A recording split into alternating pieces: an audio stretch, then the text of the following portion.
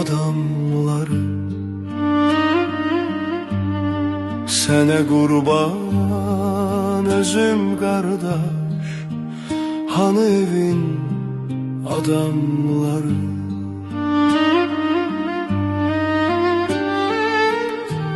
Koyma məni odda yanam, biçarəyəm, xəstə canam.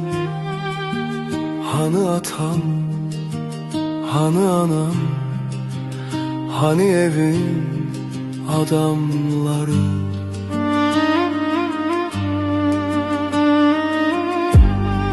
Bu möhlətə sinə gərim, yoxdur evim, yoxdur yerim. Apar məzarlığa görüm,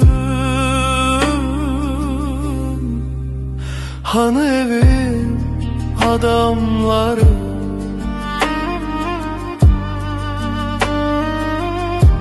Gəl sinəmi çəkmə dara, nəğməm dönüb bahuzara.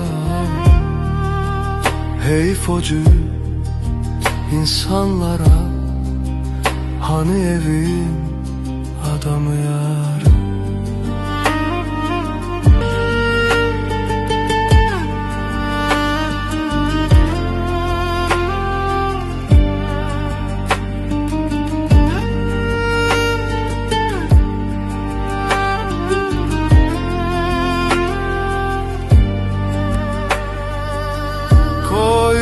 Məni odda yanam, biçarəyəm, xəstə canam. Hanı atam, hanı anam, hanı evin adamları.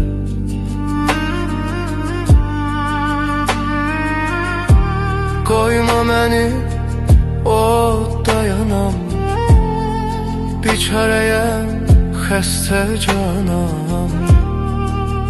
Hanı atam, hanı anam, hanı evin adamları. Hanı atam, hanı anam, hanı evin adamları.